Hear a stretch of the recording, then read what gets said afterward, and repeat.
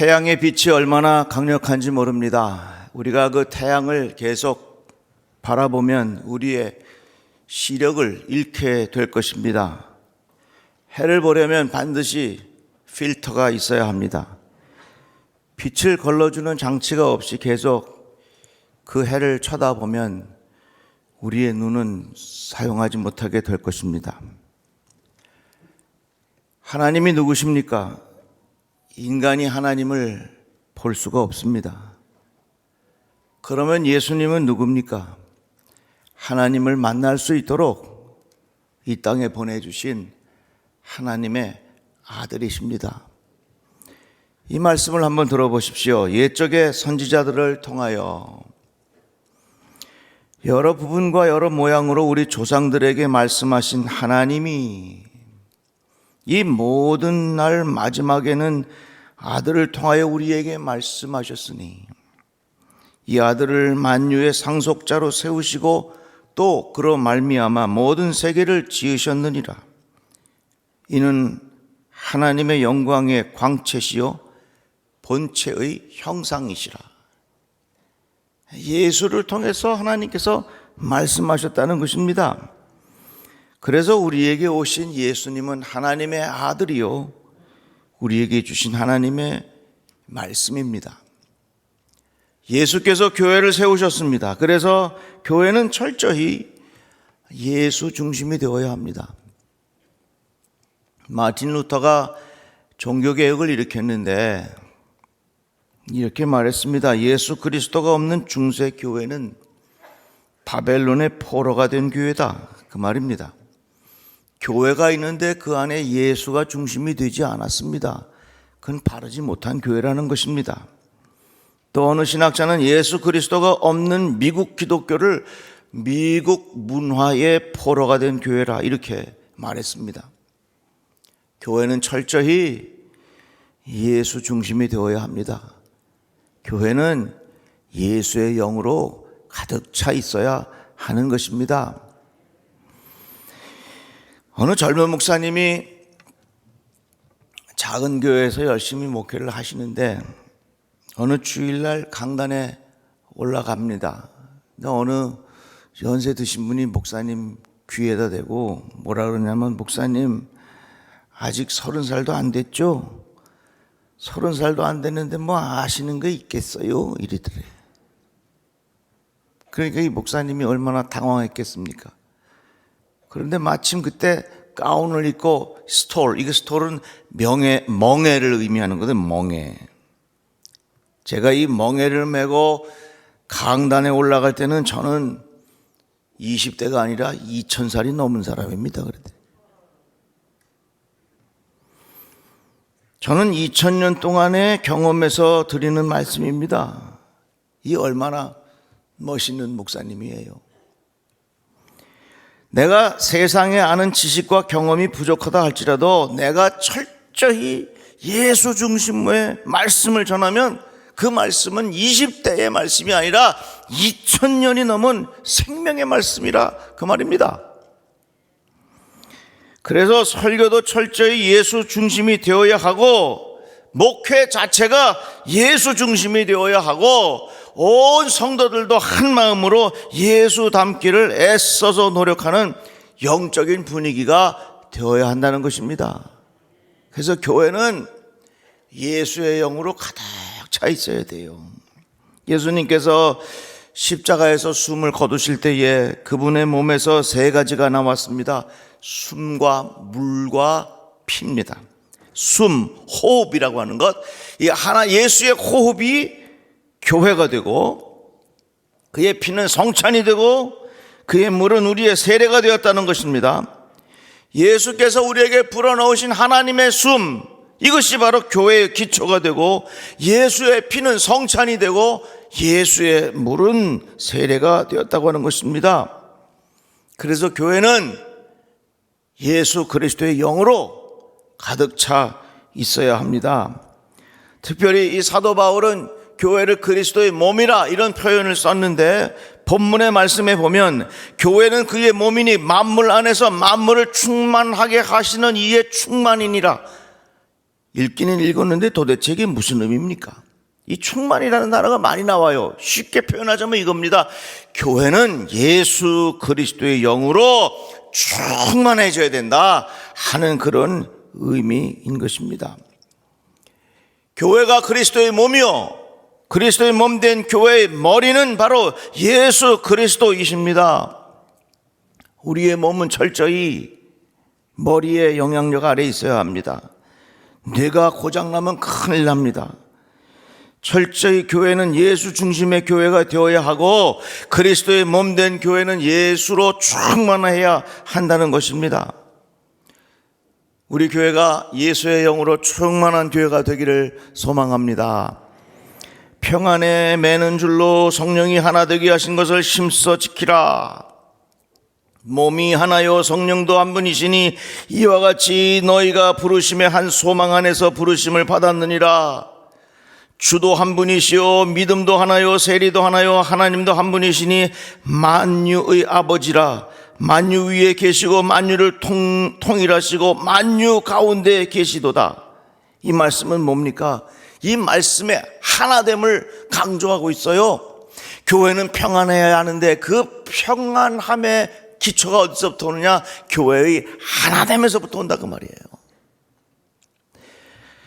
강화도에는 우리 신앙의 아름다운 이야기들이 많이 남아 있습니다. 한 예로 홍의교회에 관한 이야기입니다. 1896년에 세워졌는데 그들은 예수 믿고 하나가 되었습니다. 너무나도 감사했습니다. 믿음 안에서 하나가 되고 우리들은 믿음의 첫 열매라고 하는 자부심이 있었고 그들이 하나가 되는 것을 중요하게 여겼습니다. 스스로 죄인인 것을 인정하고 자기네들이 가지고 있었던 옷을 다 검정색으로 물을 들였어요. 그래서 검정색 옷을 입고 다녀. 왜? 우리는 죄인이라 그 말이에요. 그래서 동네 사람들이 그 홍의교회 교인들 보고 검정개라고 불렀어요. 검정개. 그래도 좋다. 우리가 죄인이지만 우리들은 용서받은 하나님의 사람이라고 하는 것을 늘 감사했습니다. 한날 한시에 예수 믿고 믿음으로 하나가 되어서 첫 열매가 되었으니 그래도 이런 표시가 하나쯤은 있어야 되지 않겠는가? 어떻게 했냐면 그들이 이름을 바꿨어요. 성은 바꿀 수 없으니까 돌림자를 하나를 만들었어. 돌림자가 뭐냐면 한일자예요. 한일. 서로 교인들이 제비를 뽑습니다. 성경에 관계되는 단어들을 몇 가지를 집어넣어가지고 하나씩 뽑아. 믿을 신자를 뽑은 사람은 신일이 되는 거예요. 능력의 능 뽑은 사람은 능일이 되는 거예요. 빛광 그걸 뽑으면 광일이 되는 거예요. 경자를 뽑으면 경일이 되는 거예요. 이러한 과정을 통해서 서로가 하나 된다고 하는 것을 그렇게 강조하고 하나가 될 때에 교회가 평안하다고 하는 것을 그들은 너무나도 잘 알고 있었습니다. 어느 목사님이 목회를 하는데 교인들이 그렇게 자꾸 싸우더래요. 그 목사님이 물어봤어요. 왜 자꾸 싸우냐고. 그랬더니 목사님 신경 쓰지 마세요. 이거 우리가 다 잘 해보려고 싸우는 겁니다. 그러니까 잘 해보려고 싸우는 거니까 목사님 아무 신경 쓰지 마세요. 그러더래요. 근데 목사님이 가만히 생각해 보니까 누가 싸울 때 교회 문 닫자고 싸우는 사람이 어디 있겠어? 교회 다 이제 쇠퇴시키자고 싸우는 사람이 어디 있겠어요? 다 교회 잘 되게 하자고 그러는 거지. 그러니까 목사님이 뭐라 그랬냐면 우리 잘하지 맙시다. 잘하라고 싸울 거면 싸우지 말고 그냥 보통만 하는 게 나을 것 같습니다. 잘하려고 싸우지 말고 차라리 못하더라도 안 싸우고 평안한 것이 훨씬 낫다는 얘기예요. 교회는 하나가 되어야 되는데 하나가 되어야 평안하고 평안해야 우리 성도들이 믿음이 잘 자랄 수 있는 좋은 환경이 되는 것입니다. 제가 목회하면서 담임 목사로서 중요한 의무와 책임이 있다면 교회를 평안하게 인도해야 하는 것입니다. 평안한 교회를 만들어야 우리 성도들이 믿음이 자랄 수 있는 좋은 영적인 환경이 된다 하는 것이지요. 그러면 어떻게 하면 우리가 하나된 교회 만들어갈 수 있겠는가? 이건요, 교회에 목회자의 영적 지도력이 살아있어야 됩니다. 다 같이 아멘. 보세요. 신앙생활 하다가 나도 하나님의 자녀, 너도 하나님의 자녀, 나도 기도하고 너도 기도하고, 나도 성경 보고 너도 성경 보고, 다 은혜의 어느 경지에 올라왔다고 생각해요. 그러면서 성도들의 다 이게 고향도 다르고 지식 수준도 다르고 성품도 다르고 생활 환경도 다르고 식성도 다르고 얼굴도 다르고 다 달라. 그런데 어떻게 이게 하나가 되겠습니까? 방법은요, 목회자의 영적 지도력이 살아 있어야 거기에 하나가 되는 것이고, 그럴 때에 평안함이 있는 거예요. 다 같이 아멘. 그래서 목회자는 철저히 주님 마음 생각하고, 주님께서 이 목회자에게 주는 마음이 무엇인가, 그것을 늘 신중하게 생각하면서 성도들에게 기도하는 중에 그 말씀의 꼴을 먹이고, 그렇게 성도가 하나가 되어 움직일 때에 거기에 하나가 됨이 있고 평안한 교회가 된다, 그 말입니다. 히브리서 말씀에 보니까 너희를 인도하는 자들에게 순종하고 복종하라. 그들은 너희 영혼을 위하여 경성하기를 자신들이 청산할 자인 것 같이 하느니라. 그들로 하여금 즐거움으로 이것을 하게 하고 근심하게 하지 말라. 그렇지 않으면 너희에게 유익이 없으리라. 이 말씀을 새 번역으로 번역하면 이렇게 표현되어 있습니다. 여러분의 지도자들의 말을 고지 듣고 그들에게 복종하십시오. 그들은 여러분의 영혼을 지키는 사람들이요, 이 일을 장차 하나님께 보고드릴 사람들입니다. 그러므로 여러분은 그들이 기쁜 마음으로 이 일을 하게 하고 탄식하면서 하지 않게 해 주십시오. 그들이 탄식하면서 일하는 것은 여러분에게 유익이 되지 못합니다. 그래서 목사님이 목회할 때 근심하지 않도록 잘 협력해란 말이에요. 마음이 불편하지 않도록 잘 협력하라, 그 말이에요. 아멘 좀 해봐요. 좀. 당회에서 새로운 장로님이 세워지면 이제 그게 지방회에서 자격심사를 해요. 몇 년 전에 우리 지방에서 자격심사를 하는데 어느 목사님이 신천 장로님에게 물었습니다. 장로의 역할이 뭡니까? 그랬더니 어느 교회 그제 후보가 뭐라고 대답하냐면, 장로는 목사님이 목회 잘하나 못하나, 바르게 하나 잘못하나 감시하는 게 장로입니다 그러더라고. 아이고, 내가 하나님 앞에 기도했어요. 아이고, 저 장로는 우리 교회 장로 아닌 거 감사합니다. 내가 그래서. 여러분 생각해 보세요. 그런 마음의 태도를 가지고 신앙생활을 하면 제대로 신앙생활을 하겠는가? 성도들의 마음에는 어떻게 하면 우리 목사님이 목회를 근심하지 않고 편안하게 하실 수 있겠는가? 이걸 늘 생각하는 게 참 좋아요. 제가 이번 주에 어느 목사님 만났는데 그 목사님은 아주 대형교회 목사님이에요. 아주 유명한 목사님인데 이 초계파적으로 여러 목사님들을 교회 형편을 아주 잘하는 목사님입니다. 근데 그 목사님이 저를 보고 그래요. 내가 여러 목사님들 만나고 여러 대형교회 목사님과 교회 형편을 많이 하는데 아마도 곽주한 목사님이 제일 편안하게 목회하는 것 같아요 그러더라고요. 왜 저쪽 동네 아멘 안 해? 내가 그 말을 듣는데 기뻤겠습니까? 아주 기뻤겠습니까? 아주 기쁘고 여러분들에게 얼마나 내가 감사한지 모르겠어요. 우리 교회 한 일화를 소개할게요. 우리 교회 원래 교회 이름이 구로중앙교회였잖아요. 교회 이름을 바꾼다는 것은 결코 쉬운 게 아닙니다. 여러 가지 상황이 있어서 교회 이름을 바꾸게 되었습니다. 사실은 제가 교회 이름 바꾸는 것을 위해서 적어도 10년 전부터 깊이 기도하고 있었어요. 드디어 10년 만에 기획위원회 안건을 제가 내놓았습니다. 이러저러 해서 교회 이름을 바꾸려고 하는데 한 주 동안 기도해 보시고 다음 주에 우리 결정합시다 그랬어요.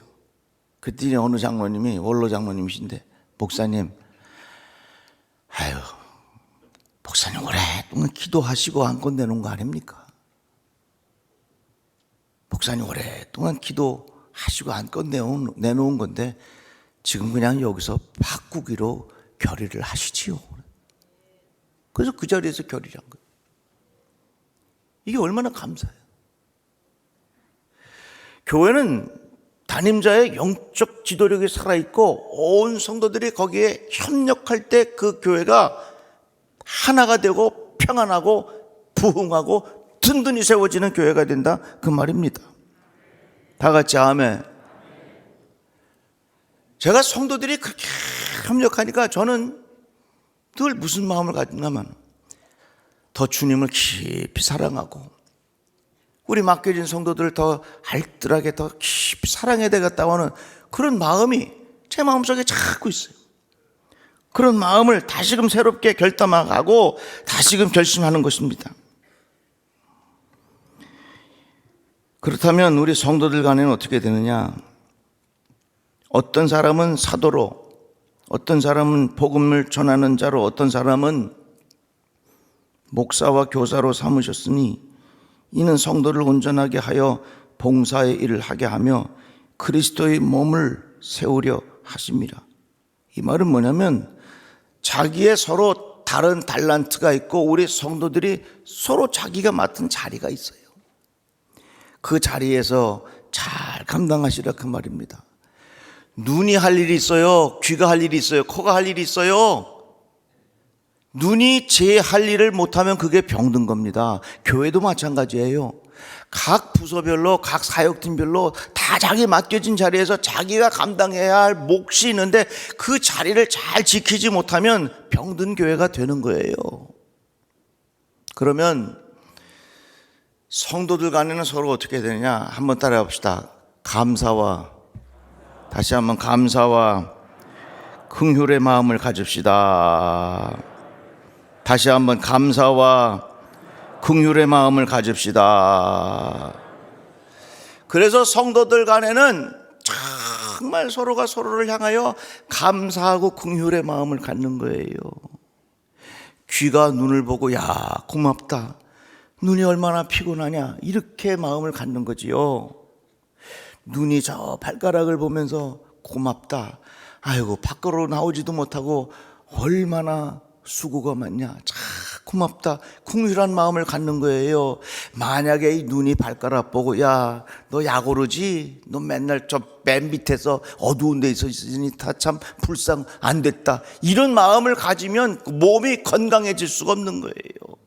성도가 성도들 간에는 어떤 마음을 가지느냐? 정말로 감사한 마음과 서로가 서로를 향하여 긍휼히 여기는 마음을 가지면 그 교회가 되는 거라, 그 말이죠. 축구 보셨죠? 너무너무 재밌더라고. 이 축구에 할 때 하는 거 보니까 이 선수들이요 실수하지요. 실수했다고 쫓아가서 주워박는 선수 하나도 없어. 실수해도요 쫙 쫓아가서 이래주더라고. 이거 제일 잘하는 사람이 그 손흥민이더만. 아유, 나 손흥민이 밥이라도 한 끼 사주고 싶은데 만날 수가 없네. 이번 주에는 내가 너무 고마워서 가나 초콜릿을 많이 사 먹으려고 그래. 우리 성도들 간에 말이죠, 서로가 서로를 향하여 이거 하는 거 한번 해봅시다. 오늘 기도하신 유 장로님 잠깐 일어나 봐요. 당신이 이겁니다. 다 같이 한번 해봐. 시작. 이야, 박수 한번 해요.